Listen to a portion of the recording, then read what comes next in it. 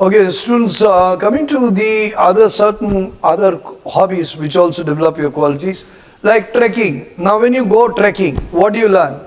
You basically develop endurance, courage, patience, and of course, the power, the mental stamina also, because you're walking and you are practicing different things.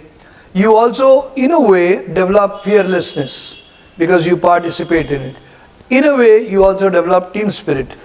In a way, you develop a sense of camaraderie, cooperation. So you develop a lot of things, but the major portion is stamina, the endurance, the patience, and the teamship. So remember, trekking if you've done, you should be having a sense of responsibility also. That means if you're walking in the front, you should be watchful of your team in the last.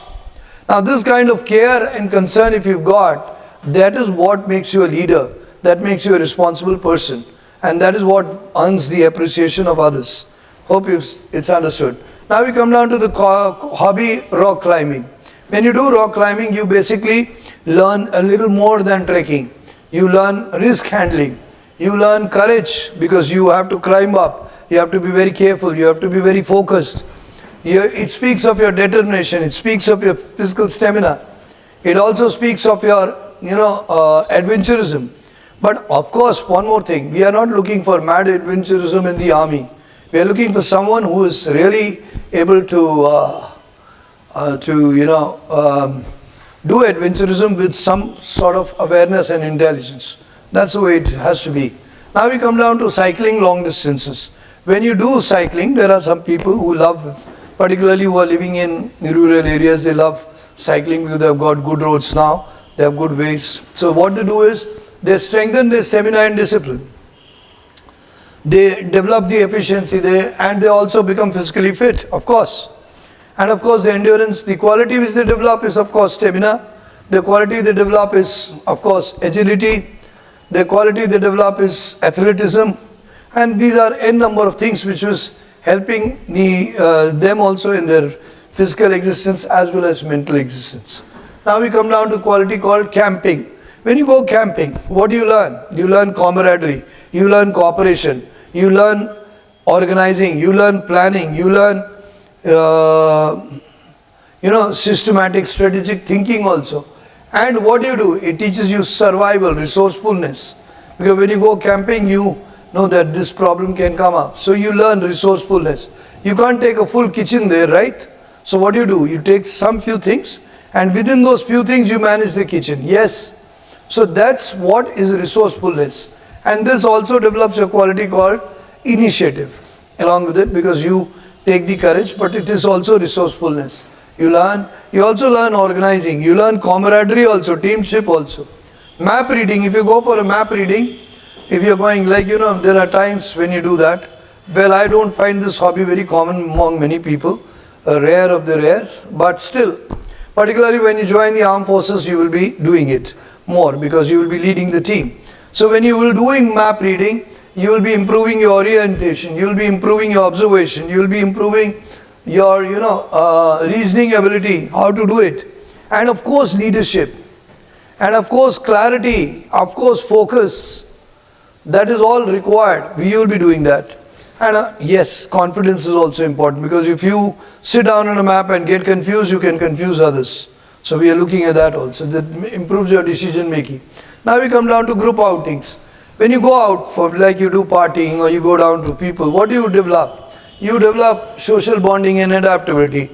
You tend to learn how to meet people, how to interact with them, how to enjoy yourself, how to enjoy with them. And that exactly is something very good. You cannot be a leader if you don't have people behind you. And that will come from social adaptability, understanding and care for them. Is it clear? So this is something which you must have learned. Now we come down to volunteering. Volunteering means any activity and you put your name. What are you showing? You are showing sense of responsibility, sense of initiative, sense of learning, sense of desire to do it. I have this boy here who's very good in volunteering. He always tries to learn everything, right from legal aid to different camping to different activities. Now what does that mean? He's hungry to learn. He's enthusiastic, he's energetic, he's rock rolling kind of thing. Is it clear or not clear? So these kind of people, they go places, provided they are also proving themselves deep into whatever they have learned. So volunteering really teaches you responsibility, empathy, and develops your sense of cooperation. It also develops your sense of initiative. It develops your confidence. It develops your courage. Then we come down to hosting events. Now when you host events, you must have done that, organizing, hosting events in your school also. Like you have school annual function, you have 15th August, you have 2nd October. What do? You basically organize. So when you do this, what do? You learn stage confidence. There are some girls here who are into anchoring. They are very good into speaking. Stage confidence develops. So that's something which is very important, because when you become a leader, you have to speak from the stage. And if you're panicking in the stage, you will not perform well. So your ability to influence the society is also taken into account. Then we come down to public speaking. Now in public speaking, what are you learning? You are learning communication, you are learning leadership, yes or no, and you are learning many things. So when you speak properly, you are learning your thought process, decision making, organizing thoughts, many things. And you learn command over knowledge. The quality which we develop in the OLQ is power of expression. Then we've got making new friends. What do you do that? You generally have your emotional intelligence fine. You pick up new friends, you talk to them, you learn new things, and you are very good in social adaptability. So people who are able to make many friends everywhere, they are very easily adaptable. So when you stay in the SSB center, they ask you, how many friends did you make here? So you should have been able to make at least your group people as your friends. That does not mean that you're going to rock and roll with them. That means that you should know each other, you should appreciate each other, you should respect each other, and you should have knowledge of each other.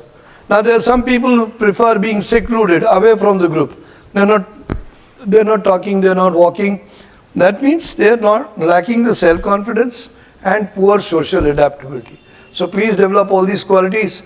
Keep learning from your different hobbies, and you can also use this presentation to identify which is the best hobby which matches you, and you can write it. God bless you. Thank you very much. Jai Hind.